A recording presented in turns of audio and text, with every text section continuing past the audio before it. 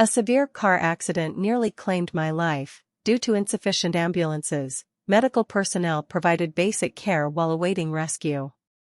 I exhausted all my strength to call Jason, who was on vacation, for help. He responded coldly, "Can you stop using such tricks to make me see you?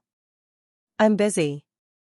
I was rushed to the emergency room and informed of a shortage of doctors. The hospital called Jason to return and assist in the rescue efforts. At that moment, he was at an intern's house performing surgery on a dog, delaying his return to the hospital until the next day with various excuses. Meanwhile, I had been transferred to another city for surgery and survived. 3 years later, while visiting my father hospitalized for a cerebral hemorrhage, I encountered Jason at the hospital, wearing a white coat. He sneered, "Finally willing to return? If you want to marry me, apologize to Lena first, then I'll consider it." However, I had already become a mother to twins and no longer needed to plead for his hand in marriage. Upon learning of my father's hospitalization due to a cerebral hemorrhage, I hurriedly bought a plane ticket to return home, only to unexpectedly encounter Jason at work, confidently wearing a white coat with a director's badge on his chest.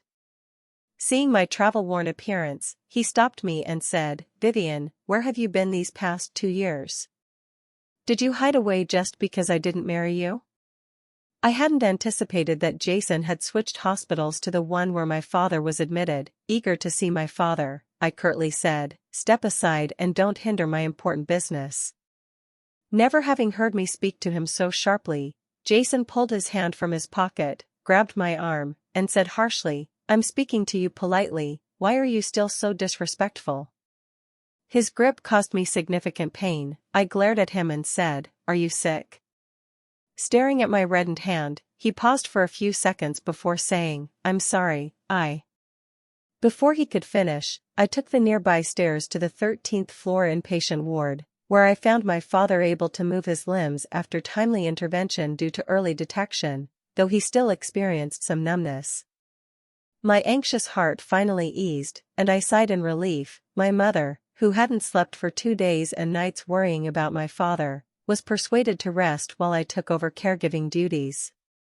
At 7 p.m., as I was about to feed my father, Jason appeared at the door with fruit. He had removed his white coat, now dressed in casual clothes, and set the fruit down. His gaze fixed on my reddened hand, he took safflower oil from his pocket and said, "Vivian, I'm sorry about this morning, I got carried away, please apply this ointment first. If you had told me earlier about your father's hospitalization, I wouldn't have acted this way. You always leave without explanation, just like 2 years ago when you departed silently." Feigning sincerity, I rolled my eyes and knocked the ointment from his hand, saying coldly and distantly, "Don't call me by my nickname, you laid hands on me, and no amount of excuses changes that I don't accept your apology. Leave with your fruit before I lose my temper." Seeing my unyielding stance, Jason's expression soured as nearby patients looked at him oddly. At that moment, his phone rang. Answering it, his tone softened, "Fufu's vomiting again? I'll head back to take it to the hospital you." He hurriedly left the ward while speaking on the phone, his voice fading until I could no longer hear him. Fufu is Lena's pet dog. 2 years ago, I was in a car accident, with many casualties unconscious. Ambulances prioritized transporting the severely injured. As someone still conscious, I had to wait for the next ambulance, though I felt my internal organs were shattered, on the verge of death with every dizzying second. Fear of death drove me to call Jason, who was on vacation, hoping he'd save me. However, he dismissed my call as a tantrum, assuming I fabricated the accident to lure him, and refused my plea for help. Later, I learned from Lena's social media post that while I was in the accident, Jason was performing orthopedic surgery on her dog, Fufu. In his eyes, I, his official girlfriend, mattered less than his intern's pet.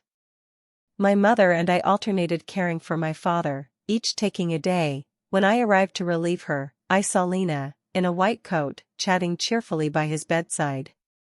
Noticing my father's 4-bottle nearing empty, she volunteered, "Uncle, wait a moment, I'll get the fluid to replace it," to which my parents smiled and replied, "Okay, thank you, doctor." Turning, Lena saw me at the door with a displeased expression. She smiled, stuck out her tongue, and said, "Sister Vivian, I heard you were back, so I came to check on you all." Without responding, I set down the thermal box with a dark expression. My mother chided, "Child, this doctor is so friendly, taking time from her busy schedule to chat with us and encourage your father to move around. Why are you so grim with her?" Pouting but unwilling to argue with my parents, I smiled and said, "Yes, yes, yes, Mom's right. Let's not talk about that. Try the chicken soup I made myself from a hard-to-find free-range chicken. It's very nourishing." At that moment, Lena returned with the fluid. As she was about to connect it, I stopped her, and she said aggrievedly, "What's wrong, Sister Yan?" "I'm changing the fluid for Uncle. If you keep holding me, the blood might backflow." I snatched the fluid from her hand, pointing at the label. "If you can't do a nurse's job properly, don't do it. Check the name and bed number. Is this my father's? You're swapping it without verifying?" Upon checking, Lena paled, her voice choking. I didn't mean to, I just wanted to change Uncle's fluid quickly." Crying in her white coat, one might think I was bullying her. My parents, who had just defended Lena, fell silent. After all, a medication error is distressing for anyone. Even nearby patients muttered complaints, causing Lena to sob uncontrollably. She bowed to me, apologizing through tears. "Woo-woo, Sister Vivian, I'm sorry. I didn't know my good intentions could nearly cause a grave mistake. It's all my fault." At that moment, a roar came from the door. "What are you doing?" And the next second, Jason shoved me hard, my side crashing into the bed rail. The car accident had cost me my spleen and caused multiple fractures, now stabilized with metal plates. That impact struck my vulnerable area, leaving me in cold sweats and seeing stars. Holding Lena, Jason berated me, "Vivian, if you have issues or grudges, take them up with me, but you can't bully Lena. She's just a resident doctor. Can't you patients show a bit more understanding? If you keep bullying young doctors, who will dare to treat you in the future?" Looking aggrieved, Lena buried herself in Jason's arms, sobbing, "Jason, I'm fine. Since no one likes me as a doctor, I might as well resign to the director. Woo-woo-woo." Jason angrily ordered me, "Vivian, apologize. You made Lena cry." This shameless pair treated the workplace like a game, disregarding my parents' presence while confronting me.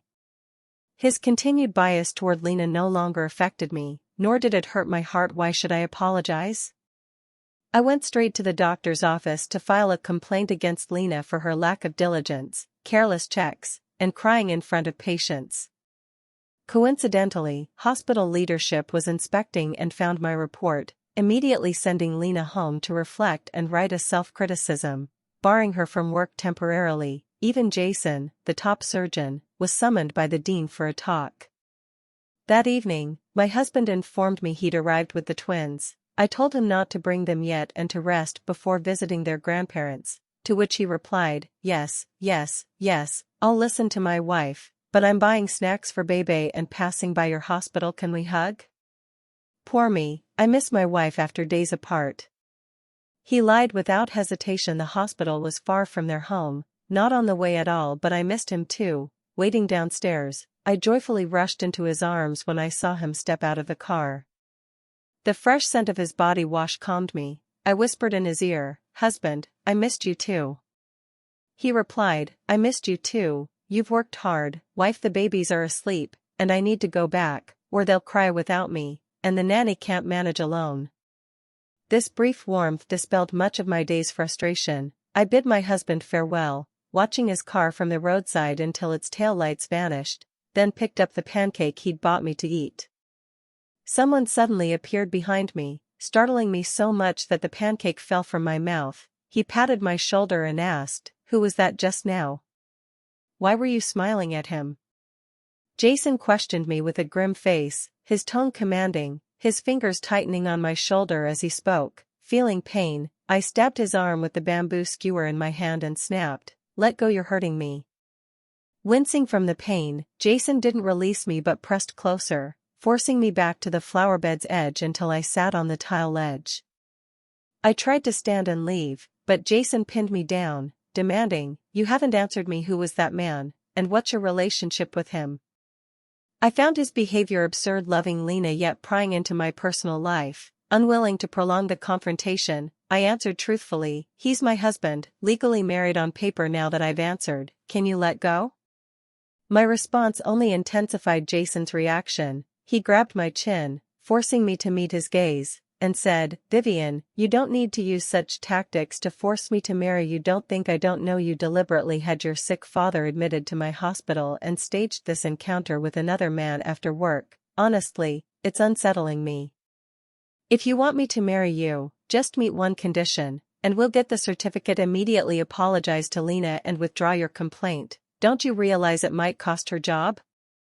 It all circled back to Lena. 2 years ago, I was indeed desperate to marry. I was over 30, and delaying marriage and children could complicate conception.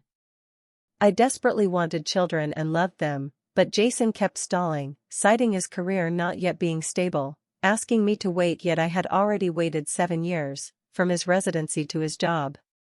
A mocking smile crossed my lips as I sized Jason up. He no longer resembled his youthful, handsome self, now marked by wrinkles and dark circles.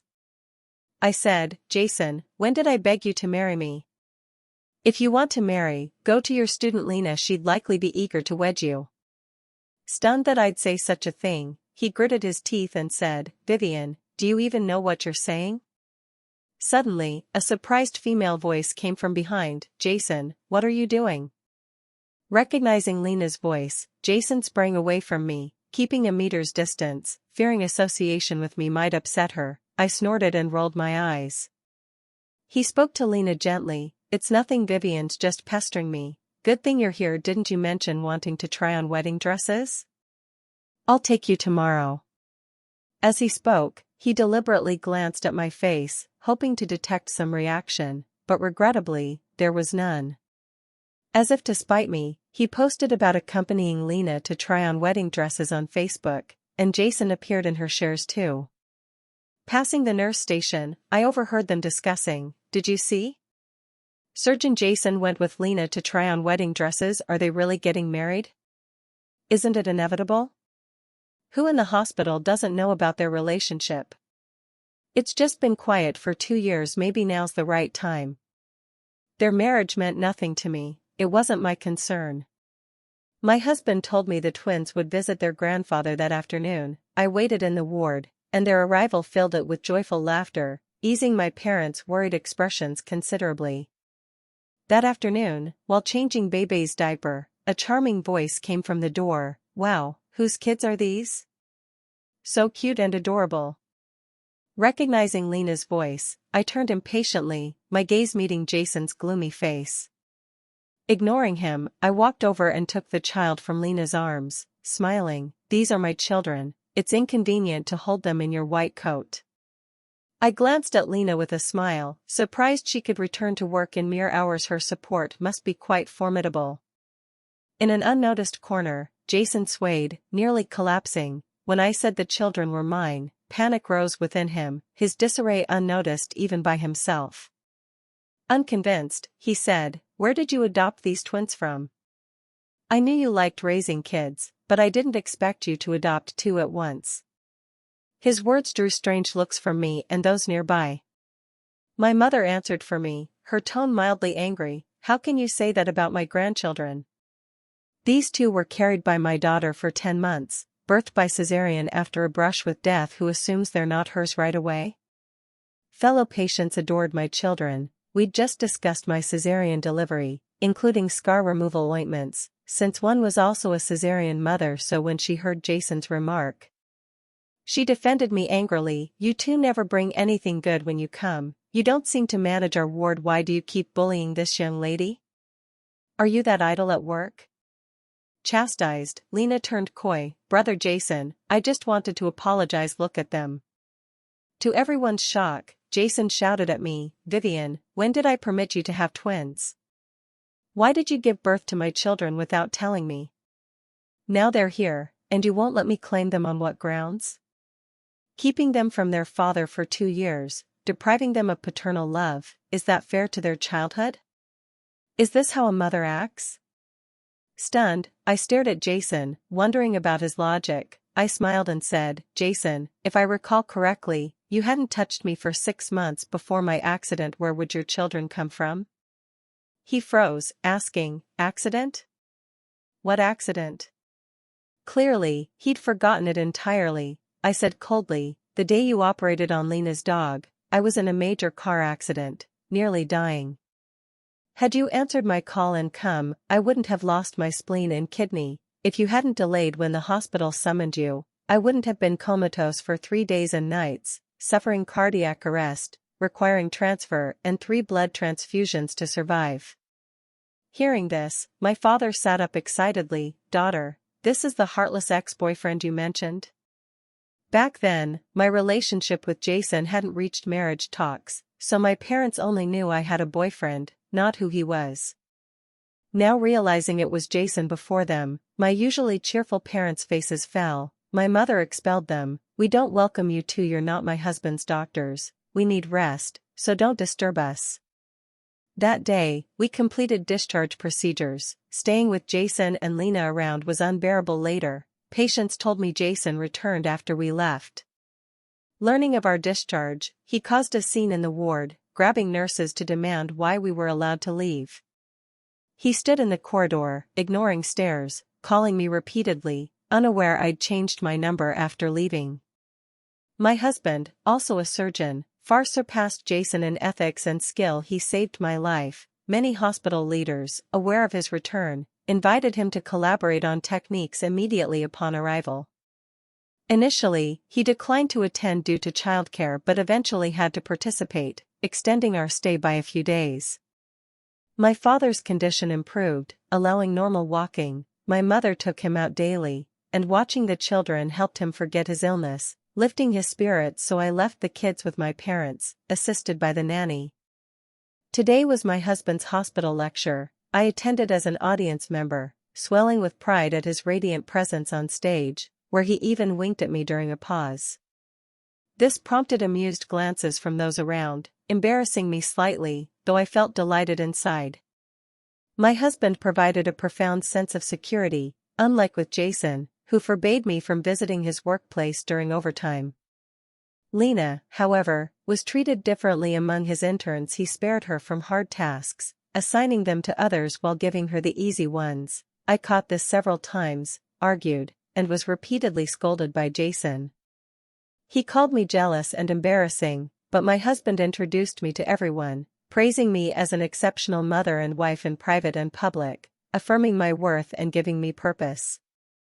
As I listened attentively to my husband's lecture, rapid footsteps approached. A doctor in a white coat addressed the dean before me. "Dean, we have an emergency, a patient with severe open trauma in the ER. We can't locate the bleeding point, the blood bank supply is dwindling, and Dr. Jason can't manage it. If we delay, he might not survive, especially since he's a VIP who must be saved." The dean swiftly decided, interrupting my husband's lecture to request his assistance with the patient. We went together, finding all department directors present, initiating rescue mode. As Jason was wheeled out, his surgical gown blood-soaked, he saw my husband and me and angrily challenged the dean. I said, "It's unsalvageable. Can this outsider save that dying patient?"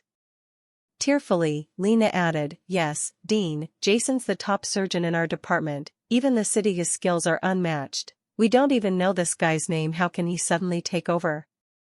Who's accountable if it fails?" The dean glared. "Since when does a resident question my decisions?" silencing Lena in fear. My husband understood Jason's hostility but harbored his own resentment, ignoring Lena's objections entirely.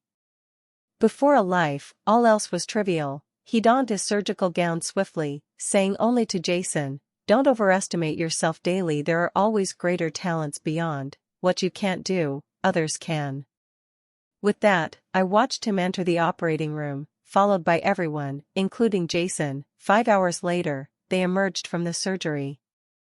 Spotting my husband instantly, I approached. He leaned on my shoulder, exhausted, saying, "My wife's embrace recharges me no matter how tired. A rest here revives me." I patted his shoulder gently as the dean approached, smiling. "Good thing Dr. Daniel was here today. This surgery was tough. It's a miracle you found that elusive bleeding point. Young and promising indeed." I noticed Jason nearby, his face dark, radiating defeat, though his eyes betrayed unrelenting reluctance. During Jason's internship from school, his mentor noted his steady hands, ideal for surgery. Even his teacher admired his early operations. Praised for his potential, he came to see himself as uniquely irreplaceable. Over years at the hospital, he successfully tackled countless complex surgeries. This gave him the audacity to delay when called back for surgery, yet 3 years later, his skills remained stagnant, unimproved.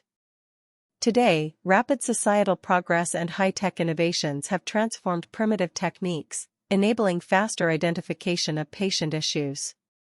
This time, my husband located the bleeding point swiftly due not only to skill but also his self-developed reflection tracking system, which rapidly pinpoints dynamic origins.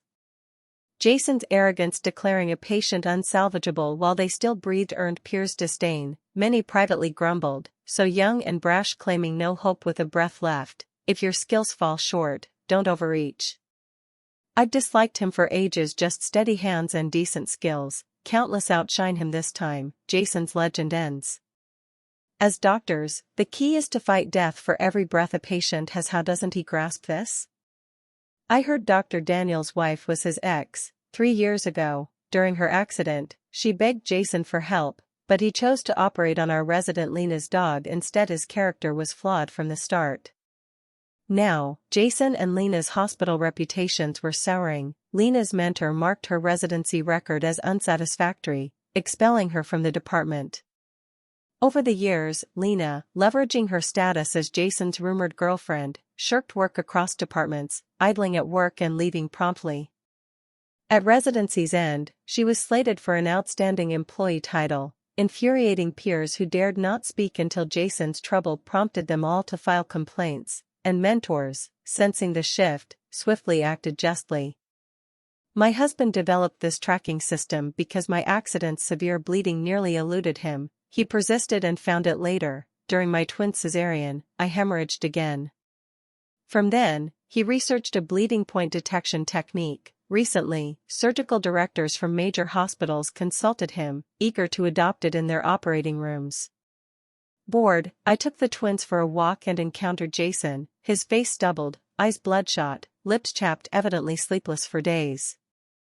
Frowning, I maneuvered the stroller around him, but he grabbed it. I said, "What are you doing? Speak if you must, don't touch."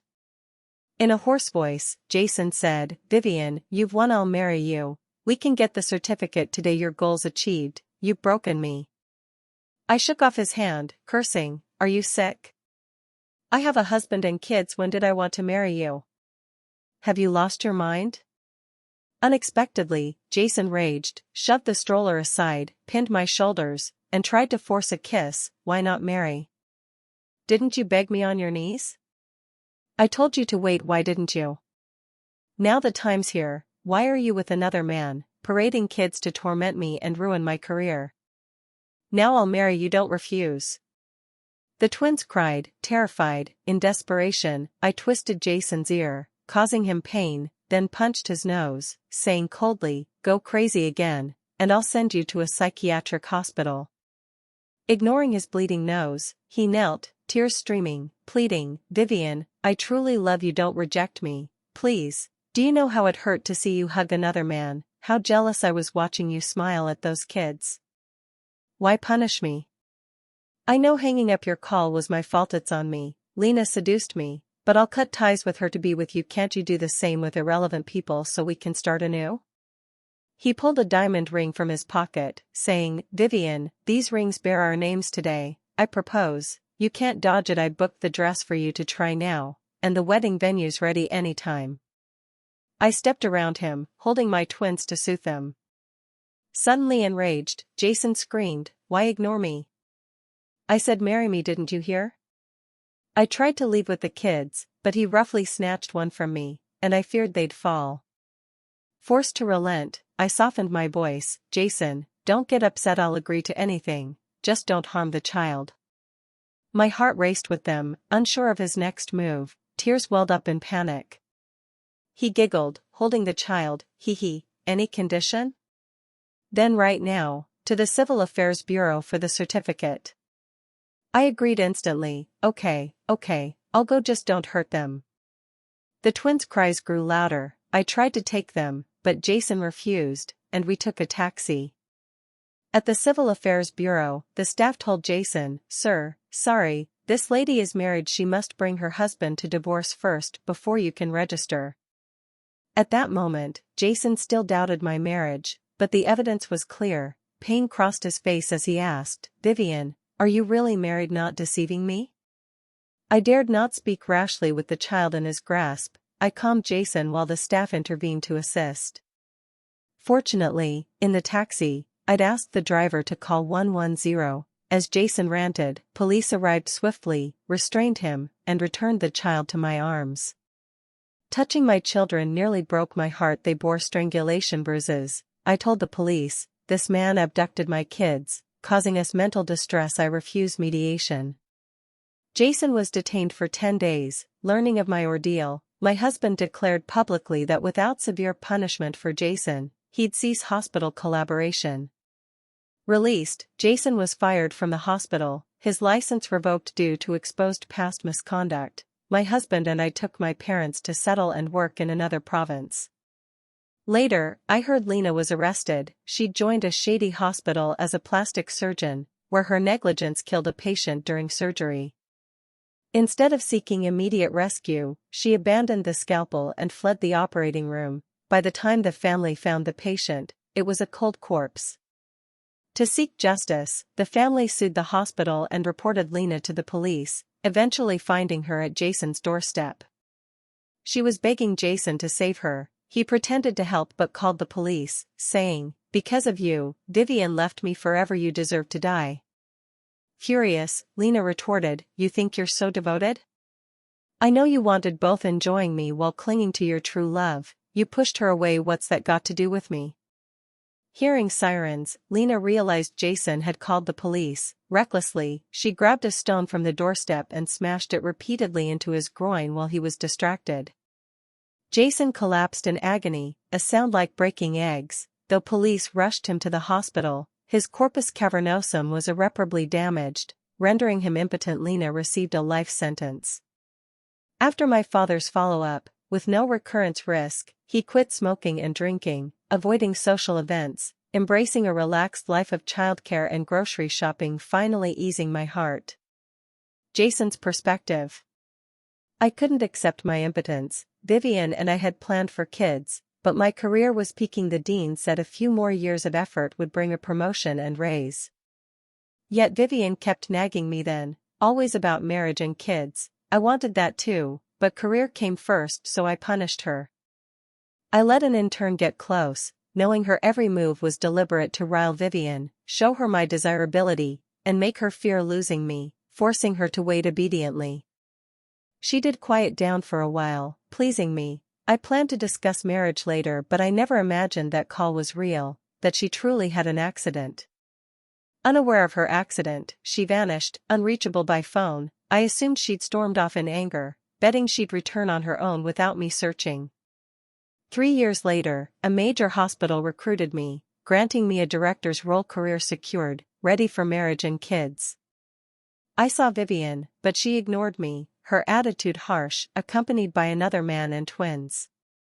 I assumed it was all a ploy to provoke me, and it genuinely infuriated me. Forcing her to the Civil Affairs Bureau revealed her marriage, confirming I'd truly lost her. Unwilling to accept it, I inquired everywhere about her new city. Like a stalker, I tracked her routine. That day, I followed her as she took the twins to kindergarten. When she exited, heading my way, I hid in fear. Vivian stopped me. "Don't hide, I've noticed you stalking me for ages." Caught, I panicked, eyes darting, fingers fidgeting with my clothes' thin hair, stammering, "Vivian, I was just passing by." Vivian cut me off sternly. "Jason, you followed me for years. I thought time would deter you, but now, back home, you're sneaking candy to my kids at kindergarten. What do you want?" Realizing her misunderstanding, I waved my hands. "Vivian, I just wanted to see the kids, nothing more." She replied, "I don't care what you think. Stay away from my children, or I'll call the police." Her merciless words struck my heart, pain coursing through me. Wounded, I asked, Vivian, can we never go back? I miss you so much and want to connect with your kids. I may never be a father now. As I spoke, Vivian grew instantly wary. I wanted to say more, but her husband stepped forward, blocking me. Shielding Vivian in my presence, he warned, I advise you to stay away from my wife, or I'll take action. After that day, I lost all trace of Vivian. Even Daniel's work updates vanished. They evaporated, just like Vivian's sudden disappearance 3 years prior. I went mad searching for Vivian, wandering, inquiring, finding nothing. I slept under bridges, my phone and wallet stolen by a vagrant. Scuffling with an old lady over cardboard, she beat me, scratching my face. Angered, I followed her to reclaim it, only to be stabbed in the stomach by her gambler son, mistaking me for a thief at night. My stomach pierced, I could only take nutrient fluids, but penniless, I ate from trash bins. Without digestion, I died one night from acute infection.